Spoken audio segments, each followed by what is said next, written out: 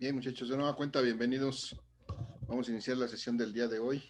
Antes de iniciar formalmente, quiero preguntar si hay alguna pregunta o comentario que quieran hacer acerca del trabajo que estamos realizando o de cualquier cosa que quieran expresar, por favor, adelante.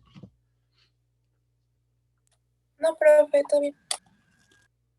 Gracias, López. ¿Alguien más, muchachos? Buenos días. Ok, gracias. Bueno, les comento también, por ahí no sé si de aquí de algún grupo, les recuerdo que todas las comunicaciones son a través de Classroom, para que no haya inconveniente y los pueda contestar. Por favor, aquí mensajes privados a través de Classroom. Bien, vamos a empezar. Quiero ver qué hay en el chat. No, apenas está integrando. Bueno, pues hay que ponerse al día. Será en la actualización porque la última a lo mejor no la tengo. Mándame tus datos, Hernández, no sé qué seas. Ahí por el chat está bien.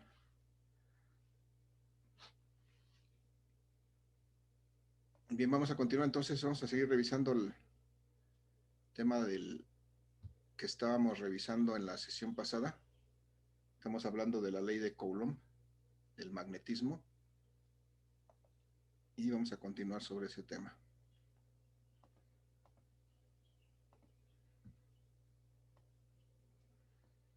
Entonces estábamos viendo que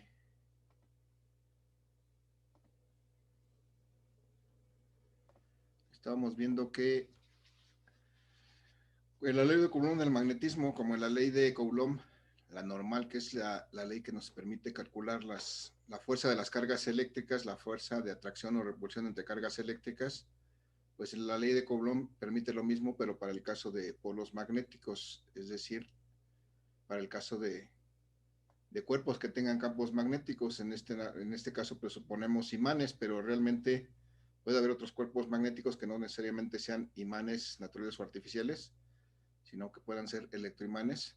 Y por eso es interesante e importante poder determinar la fuerza de interacción entre dos polos magnéticos, cualquiera que sea su magnitud. Digo, perdón, su naturaleza, ya sea que sean polos nortes, polos iguales o polos diferentes. Entonces aquí vemos en esta ecuación del lado izquierdo y en esta gráfica, pues exactamente lo que es la ley de Coulomb, y de forma similar, prácticamente idéntica, pues se presenta la interacción entre polos magnéticos, y podemos determinarla, ya que el mismo Coulomb fue quien desarrolló esta ley de Coulomb para el magnetismo. Entonces ahí vamos a poder determinar la fuerza de atracción o repulsión que se genera entre un par de polos magnéticos, suponiendo que los polos magnéticos fueran polos aislados que pudieran existir de manera individual por sí mismos, aunque sabemos que la realidad es que siempre existe un polo magnético asociado a otro o sea, siempre hay un polo norte y un polo sur en un imán. Vamos a suponerlos en este caso como polos magnéticos aislados para poderlos estudiar y poder determinar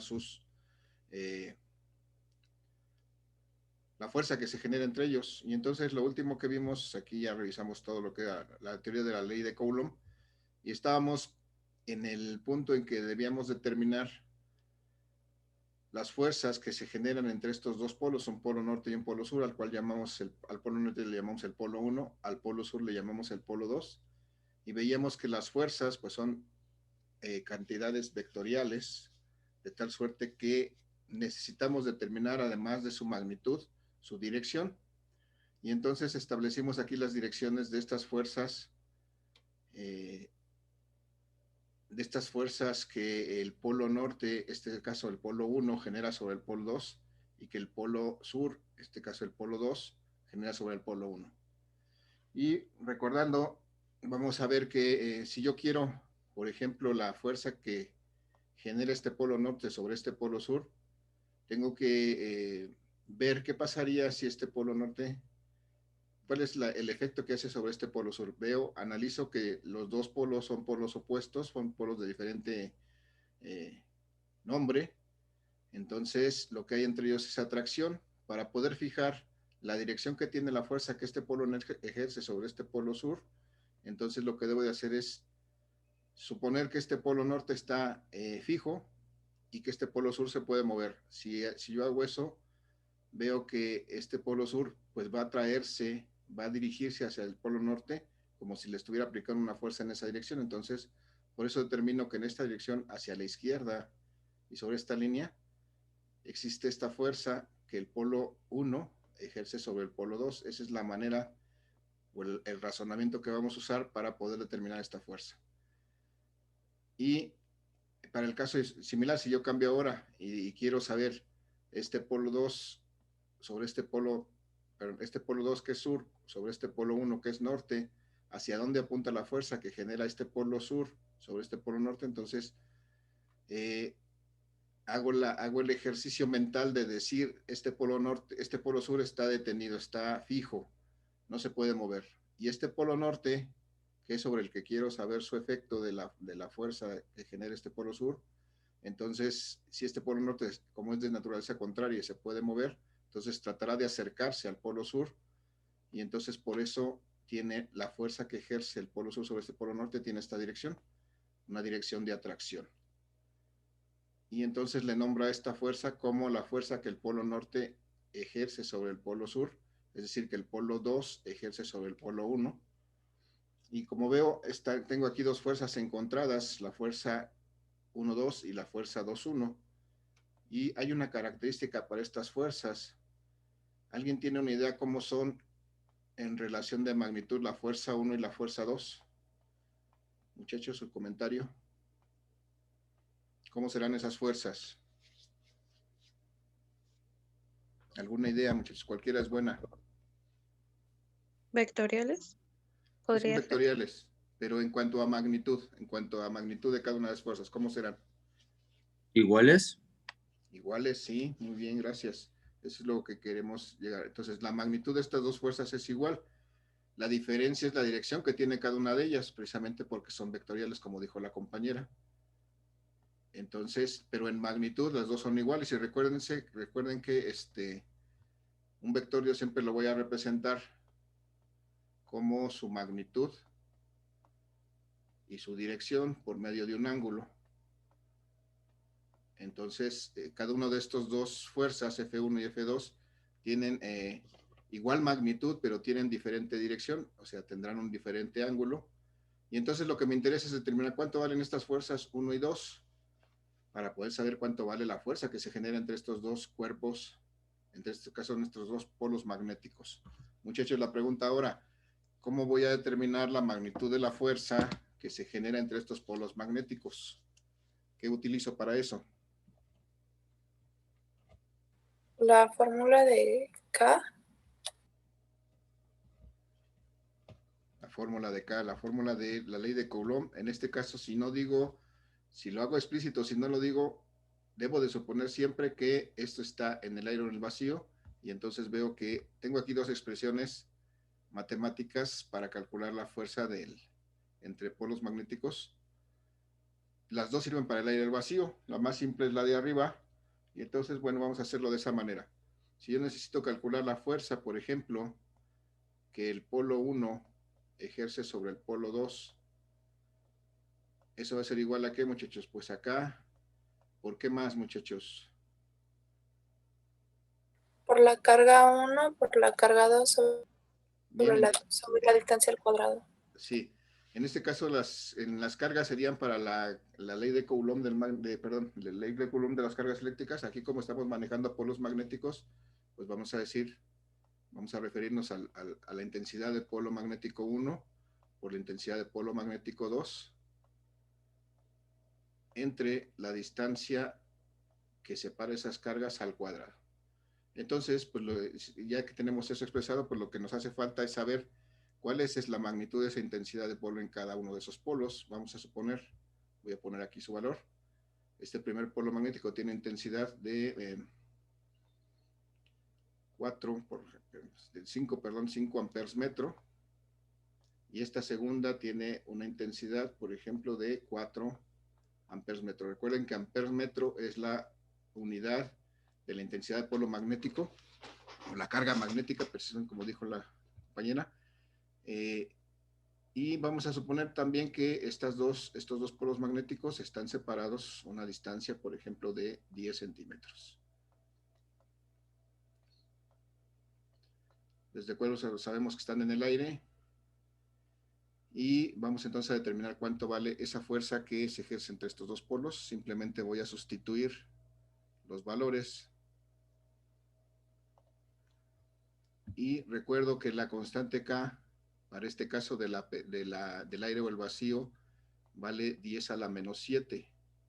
¿Qué unidades? Bueno, en este caso decíamos que la constante K, como la permeabilidad tiene varias unidades, hay que regresar a la lámina. Y vamos a usar exactamente la última, la que contiene newtons, porque ahora lo que queremos encontrar es fuerza. Entonces, esa es la constante que vamos a utilizar, las unidades de la constante que vamos a utilizar para este caso de determinar la fuerza entre polos. Entonces, sus unidades aquí son newtons sobre amper cuadrado. Y si vamos a multiplicar entonces por la intensidad del polo magnético 1, que es 4 amperes metro, perdón, polo 1 son 5 amperes metro, me equivoqué.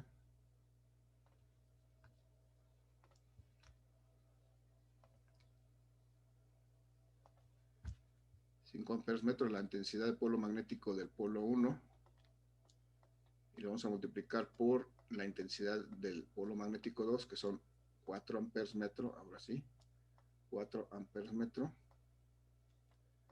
y lo vamos a dividir entre la distancia, perdón, aquí puse, la distancia al cuadrado, muchachos. Esta distancia está dada en centímetros, son 10 centímetros, pero si nos damos cuenta, las unidades que estamos manejando aquí, amperes y metros, son unidades del sistema internacional, del sistema MKS, entonces no puedo sustituir directamente esta cantidad de 10 centímetros en esta fórmula. Tengo que adecuar las unidades para que sean unidades compatibles, es decir, tengo que expresar estos 10 centímetros en metros. La pregunta, muchachos, es ¿cómo expreso estos 10 centímetros en metros? ¿A qué será igual 10 centímetros en metros?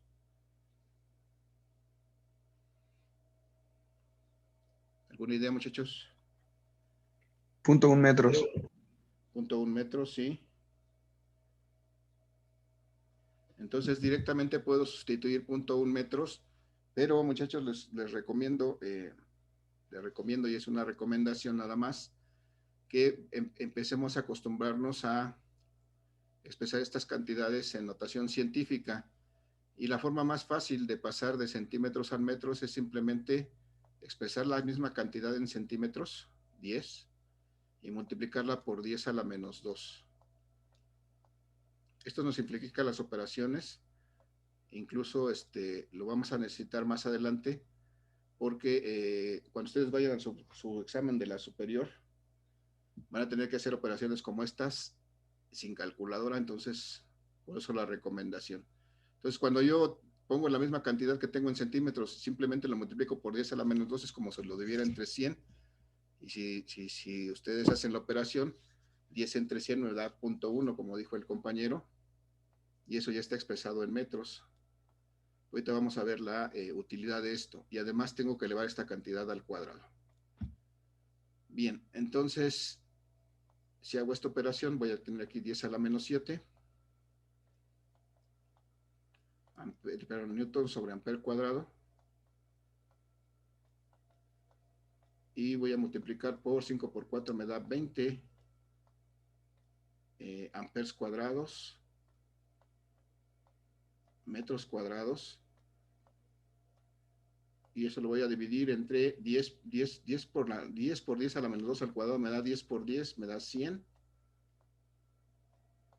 y luego 10 a la menos 2 al cuadrado, debo de multiplicar este menos 2 por este 2 de afuera, y entonces me queda por 10 a la menos 4.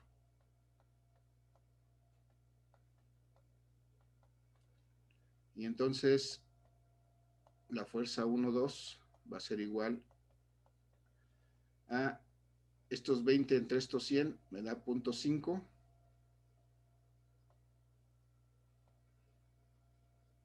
¿No es cierto? ¿Cuánto me da, muchachos? 2 entre 10, 0.5, ¿no? Por 10 a la menos 7. Y este 10 a la menos 4 que tengo en el numerador, lo voy a subir, perdón, en el denominador lo voy a subir al numerador por 10 a la menos 4.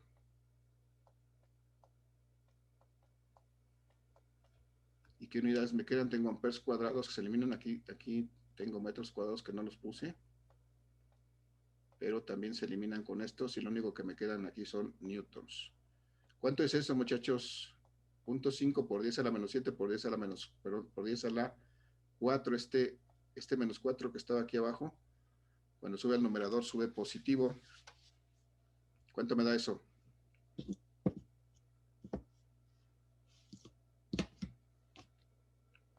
Muchachos, 1 por 10 a la menos 4. ¿cuánto? Por 10 a la menos 0.5 por 10 a la 1 que. por 10 a la menos 4. No, fíjate que es menos 7 más 4. Nos queda por 10 a la menos 3, ¿no? Y esta cantidad bien escrita o como la pone su calculadora, muy probablemente sea así. Si yo tengo que mover este punto hacia la derecha y me va a quedar 5. Efectivamente, a lo mejor por ahí, como decían, 10 a la menos 4, pero 5, no 0.5. Si ustedes meten esa operación a su calculadora y lo hacen bien, van a obtener este valor. ¿Alguien lo puede corroborar, muchachos, por favor?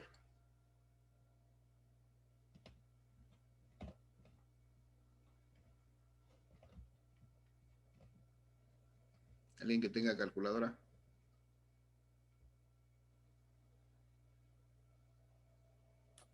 Sí, profe, sí da. ¿Está bien? Ok, gracias. Entonces, muchachos, 5 por 10 a la menos 4, bueno, me faltan las unidades, son newtons, es fuerza, es un vector de fuerza, y entonces ya calculé su magnitud de esta fuerza. Si yo tuviera que calcular, muchachos, la fuerza que la carga 2 ejerce con la carga 1, que la fuerza 2 ejerce, perdón, la fuerza 2 que ejerce el polo magnético 2 contra el polo magnético 1, ¿a qué sería igual, muchachos? Desde luego a la constante K, ¿por qué? ¿Qué más tengo que multiplicar? P1 por P2, ¿no? Ok, en este caso P2 por P1 sería igual, pues P1, P2 es lo mismo, pero nada más para mantener el orden. Quiero el efecto de la 2, del polo 2 sobre el polo 1,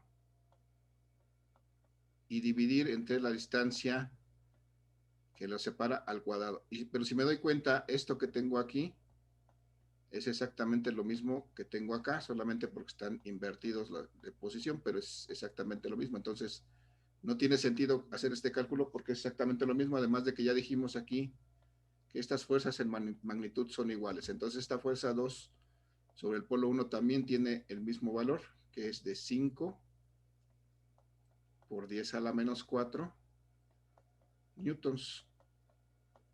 Entonces, hasta ahí, muchachos. ¿Alguna pregunta, alguna duda, comentario?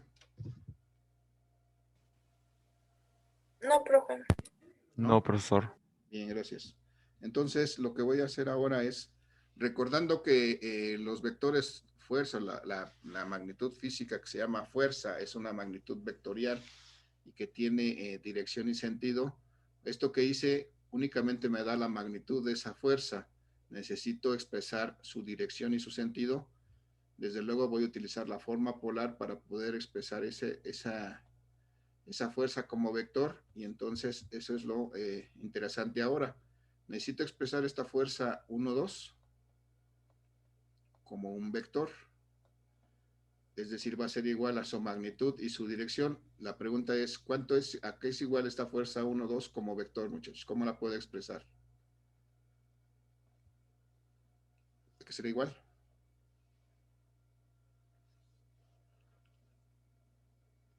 ¿Cuál es la magnitud de la fuerza 1, 2?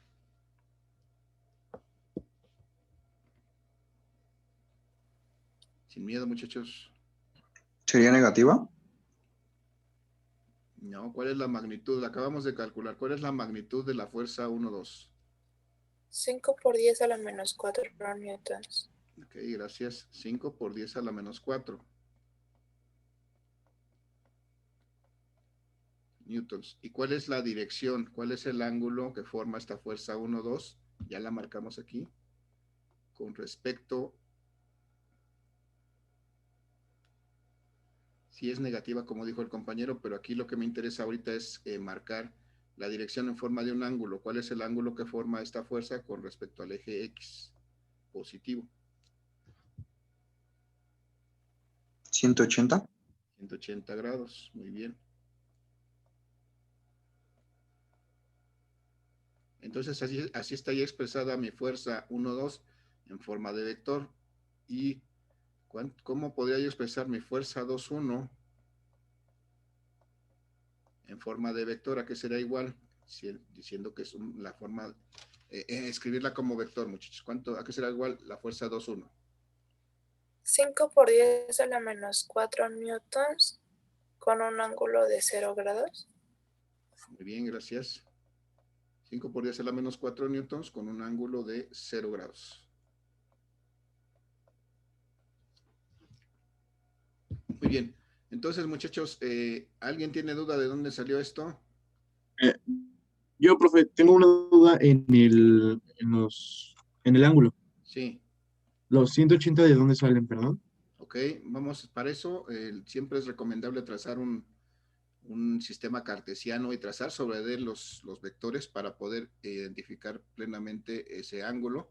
Entonces, si yo trazo mi sistema cartesiano y veo que la dirección que le fijé, por ejemplo, esta fuerza 1, 2, es con la punta de la flecha hacia la izquierda. Entonces, tengo que trazar del origen hacia la izquierda y ahí representar mi fuerza 1, 2. Y ahí mismo voy a representar mi fuerza 2, 1, que está trazada la punta de flecha hacia la derecha. Entonces, del origen hacia la derecha, ahí voy a trazar mi fuerza 2, 1. Y creo que ahí a lo mejor es un poco más claro cuál es el ángulo que forma cada uno con respecto al eje X. Ok, voy a poner aquí algo más. Todo ángulo de un vector siempre se va a referenciar al eje positivo X. Entonces siempre lo voy a medir desde el eje X positivo hacia la inclinación del ángulo. Entonces aquí tengo los 180 grados.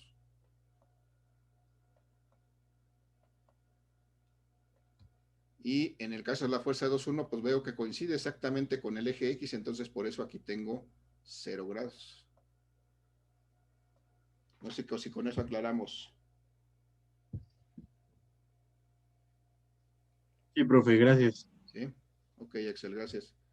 Entonces ya está, muchachos, ya expresé esta fuerza 1, 2 y esta fuerza 2, 1 como en forma de vector. Ya está su forma vectorial aquí en la forma que denominamos la forma polar con su magnitud y su dirección. Y vemos que la diferencia es precisamente el ángulo y eso me da,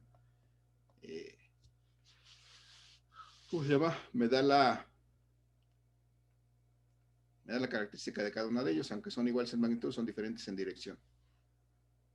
Bien, muchachos, entonces hasta aquí ya encontramos esta fuerza que se genera entre estos dos polos magnéticos y la dirección de cada uno. Eso depende de dónde queramos verla. A veces nos va a interesar el efecto del polo sur sobre el polo norte en este caso, o del polo norte sobre el polo sur, y entonces es importante poder determinar cuál es la dirección de esa fuerza. Nada más como ejercicio complementario para esto, muchachos, quiero que analicemos estas dos cargas, perdón, estos dos polos magnéticos que tenemos abajo, que son dos polos norte. A ver, déjenme ver qué tengo en la siguiente lámina. No, mejor vamos a analizarlo acá.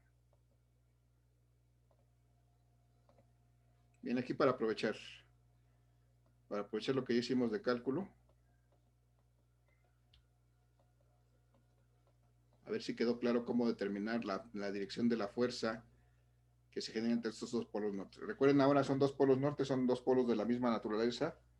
¿Qué va a haber entre ellos, muchachos? ¿Atracción o repulsión? Repulsión.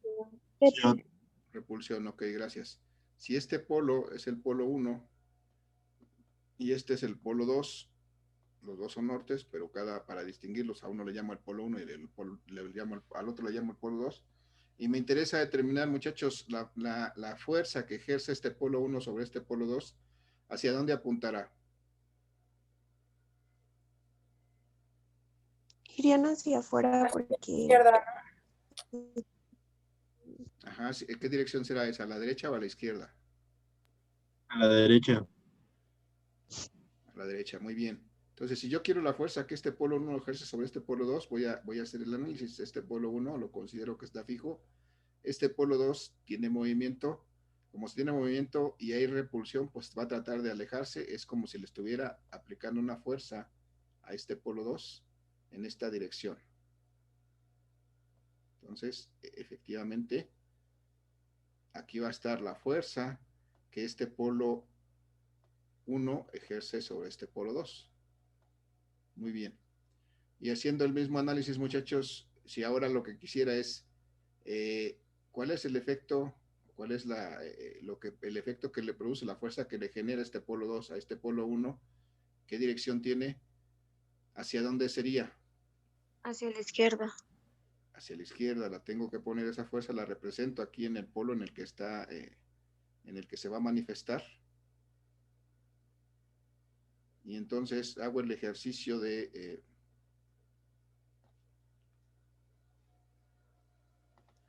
pensar que este polo 2 está fijo, no se puede mover. Este polo 1 sí se puede mover, entonces como hay repulsión, tratará de alejarse de este polo 2 y entonces es como si le estuviera aplicando una fuerza hacia la izquierda para que se aleje y entonces está la fuerza que este polo 2 ejerce sobre este polo 1.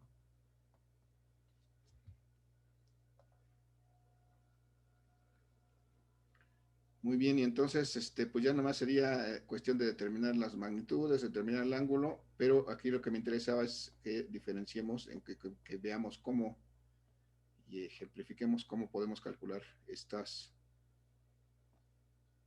la dirección de estas fuerzas que generan polo sobre otro. Muchachos, ¿alguna duda de cómo vamos a determinar esa dirección de las fuerzas que genera un polo magnético sobre otro? No. Muy bien, casi no te escuché, Israel, pero supongo que sí, que no hay duda. Si no, me comentas.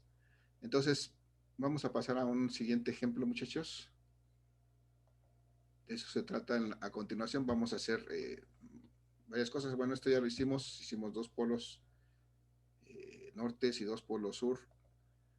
Vamos a ver un ejemplo más interesante, muchachos. Por ejemplo, Tengo aquí en la parte superior tres polos alineados, un polo norte, un polo sur. Y entonces, mientras había dos polos, pues no había tanto problema. Sabíamos que la fuerza que genera el uno sobre el otro es igual a la fuerza que genera el otro sobre el uno, así que no hay problema. Pero cuando entra un tercero en discordia, entonces las cosas se empiezan a complicar, como en la vida real. Entonces, cuando es una pareja, pues no hay problema, pero cuando entra el tercero en discordia, pues empieza a ser más complejo este asunto. Y entonces, muchachos, voy a nombrar los polos. Este es mi polo 1, por ejemplo. Este sería mi segundo polo por orden simplemente. Y este sería mi tercer polo. Y entonces ahora mi interés es determinar cuál es la fuerza que generan estos polos, este polo 1 y este polo 3 sobre este polo 2. ¿Cuál es la fuerza resultante que generan estos dos polos sobre este polo que está colocado en medio de ellos? atracción. Bien, sí puede haber atracción, a lo mejor, bueno, de hecho los dos la traen, pero como en la vida real, muchachos, hay algo que atrae más, ¿verdad? O sea, si hay aquí una parejita y otra lo atrae más, pues va a terminar yéndose con el que más lo atraiga. Entonces, cualquier semejanza con la realidad es mera coincidencia, pero entonces lo que tenemos que hacer es identificar primero en qué dirección se van a manifestar las fuerzas que existen entre estos polos magnéticos. Y para eso voy a trazar una línea que una ahora a los tres polos, una línea, desde luego una línea recta, y en este caso como están colocados horizontalmente, pues será un horizontal. Y ahora sí, voy a hacer el análisis por pares, muchachos. Primero este par de polos. Sí, la pregunta ahora es, si este es un polo norte y este es un polo sur, ¿hacia dónde apuntará la fuerza que este polo 1 genera sobre este polo 2? A la derecha. A la derecha. ¿Por qué, Tlawech? Porque se está trayendo Ajá, hacia te el está sur. trayendo. Entonces, la suposición es, vamos a hacerlo de esta manera. Cuando quiero la fuerza que genera un polo sobre otro, voy a hacer, ahora me interesa cuál es la fuerza que este polo 1 genera sobre este polo 2. Hay atracción efectivamente. Entonces, lo que supongo es que este polo 1 está fijo y este polo 2 es el que se puede mover. Como hay atracción, ¿hacia dónde trataría de moverse este polo sur?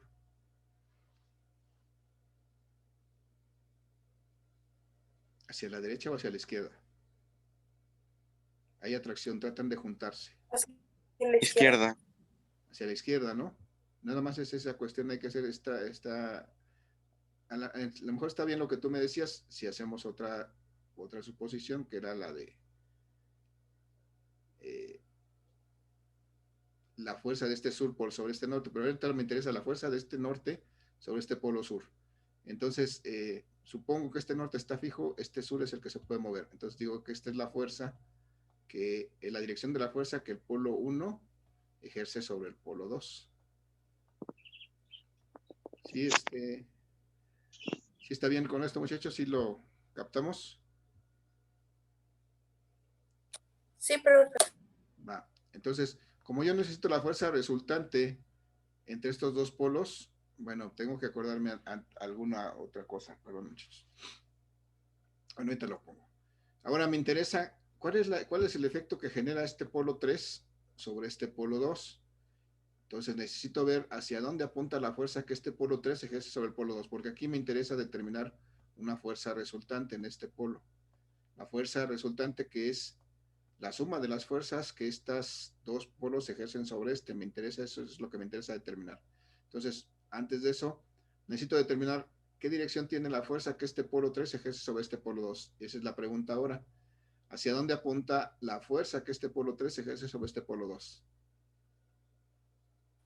hacia la izquierda. No escuché, perdón. ¿Si me repites? Hacia la izquierda, ¿no? Hacia la izquierda.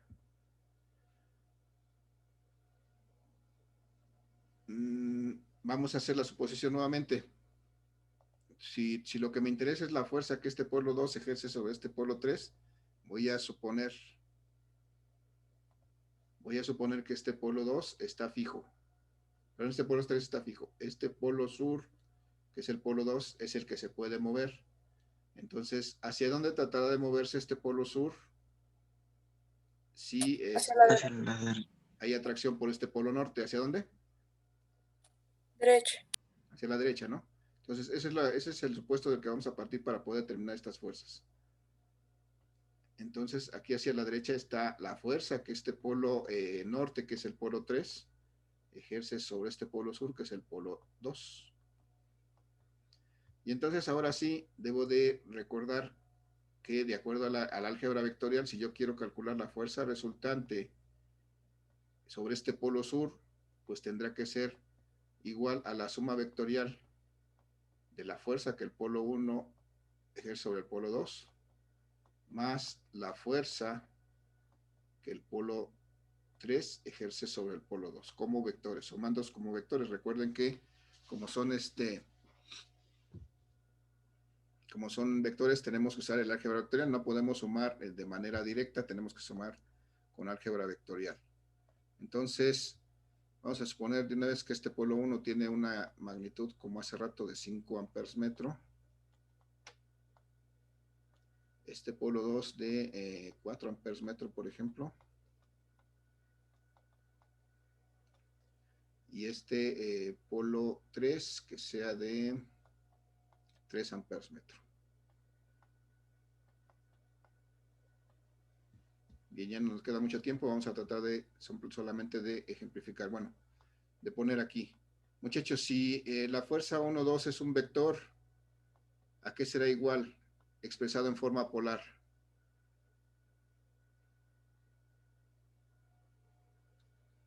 Recordando que todo vector lo represento en forma polar con su magnitud y su dirección. El vector 1, 2, F1, 2, ¿a qué será igual, muchachos? Tendríamos que sacar la magnitud de cada uno, ¿no? Muy bien, sí, tenemos que sacar la magnitud de cada uno y para eso utilizamos la ley de Coulomb. Ahorita en forma de letra diríamos que es la magnitud del vector 1, 2 con un ángulo. ¿Qué ángulo que le correspondería a este vector 1, 2? 180. 180 grados, muy bien. Y lo mismo tendríamos que hacer para la fuerza 2, 1. Se nos va a acabar el tiempo, muchachos. Vamos a dejar esta sesión hasta aquí. En la siguiente continuamos. Les recuerdo que no olviden registrar su asistencia, muchachos. Las personas que estuvieron participando, por favor, en el chat, déjenme ahí sus nombres para poder registrar su participación. Nada más nombre y apellido, muchachos, para poder registrar fácilmente su participación. Y sería todo por el día de hoy, muchachos. Hasta la próxima. Que tengan un excelente día. Rápidamente, porque se acaba el tiempo. Nos vemos, muchachos. Hasta la próxima.